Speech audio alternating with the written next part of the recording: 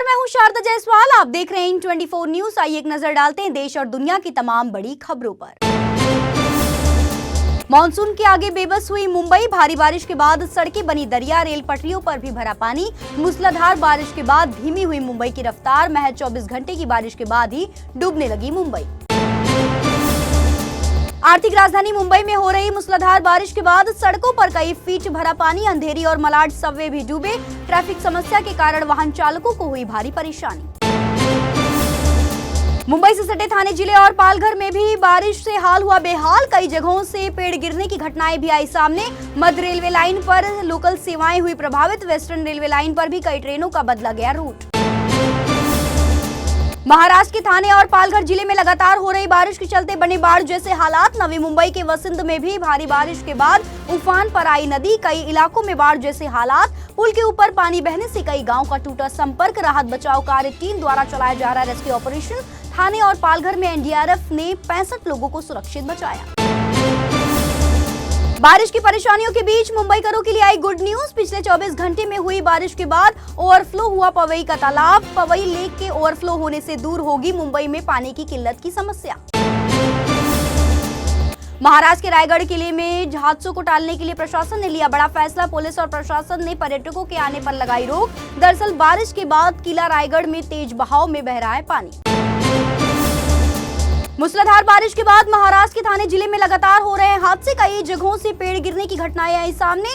3 हाथ नाका इलाके में गिरी दीवार। किसी के हताहत होने की खबर नहीं। आर्थिक राजधानी मुंबई में भारी बारिश के बाद समुद्र में उठ रही है ऊंची ऊंची लहरें। हाई टाइड की वजह से 4.30 मीटर से ऊंची उठी लहरें। प्रशासन ने की लोगों से समुद्र किनारे न जाने की अपील। किसी भी तरह की अनहोनी से निपटने के लिए एनडीआरएफ की टीमें हैं तैनात। मुंबई के साथ साथ महाराष्ट्र के ग्रामीण इलाकों में भी बारिश का कहर। पुणे, रत्नागिरी, रायगढ़ और कोल्हापुर समेत कई जिलों में बारिश के बाद उफान पर आई नदियां। सड़कों और घरों में घुसा पानी। बाजारों में भी दिखा जनसैलाब। मुंबई और महाराष्ट्र में हो रही मूसलाधार बारिश के बाद एक्शन में आए मुख्यमंत्री एकनाथ शिंदे। बीएमसी के आपदा प्रबंधन कक्षा में पहुंचकर मुंबई और राज्य में बारिश के चलते बनी स्थिति उससे निपटने के लिए उपाय और राहत बचाव कार्य को लेकर की समीक्षा। राहत एवं पुनर्वासन मंत्री अनिल पाटिल, मुंबई के संरक्षक मंत्री दीपक केसरकर और मुंबई उपनगर की संरक्षक मंत्री मंगल प्रभात लोढ़ा समेत प्रशासन के तमाम आला अधिकारी रहे मौजूद। आर्थिक राजधानी मुंबई में मूसलाधार बारिश के बाद रद्द हुई महाराष्ट्र विधानसभा की कार्रवाई। दरअसल बारिश में फंसने के कारण विधान भवन नहीं पहुंच सके थे कई विधायक। भारी बारिश और जल जमाव के चलते शहर में लगा ट्रैफिक जाम। लोकल सेवाएं भी हुई थी प्रभावित। रेलवे ट्रैक पर पैदल चलते नजर आए महाराष्ट्र सरकार के मंत्री अनिल पाटिल और एनसीपी के एमएलसी अमोल मिटकरी।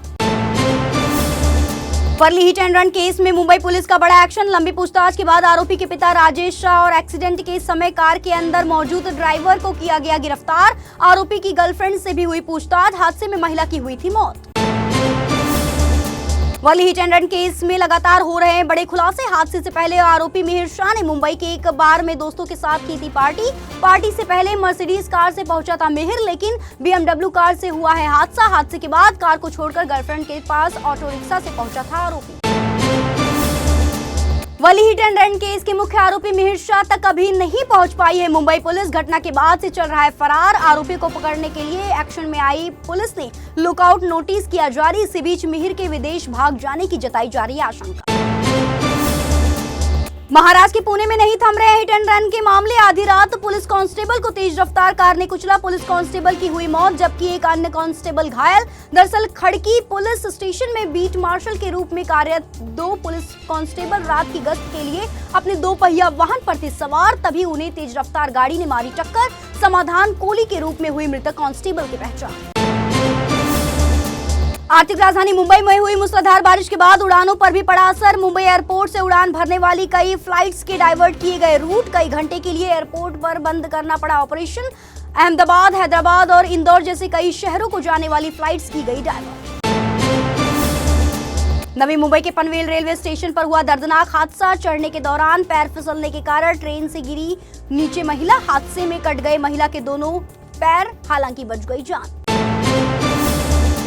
एक नई मुसीबत में फंसती दिख रही है टीएमसी सांसद महुआ मोहित्रा। दरअसल राष्ट्रीय महिला आयोग की अध्यक्ष रेखा शर्मा के खिलाफ अभद्र टिप्पणी करने के मामले में दिल्ली की स्पेशल सेल ने टीएमसी सांसद के खिलाफ दर्ज किया केस। भारतीय न्याय संहिता की धारा 69 के तहत दर्ज किया गया केस। मामले में दोषी पाए जाने के बाद सजा हुई तो जा सकती है महुआ मोहित्रा की संसदीय सदस्यता। पिछले 24 घंटे के दौरान यूपी के लखनऊ और बिहार की राजधानी पटना में हुए दर्दनाक हादसे। दरअसल घर में रखी बंदूक से खेलने के दौरान चली गोली जिसमें मासूमों की हुई मौत। लापरवाही के चलते गोली चलने से हुआ हादसा।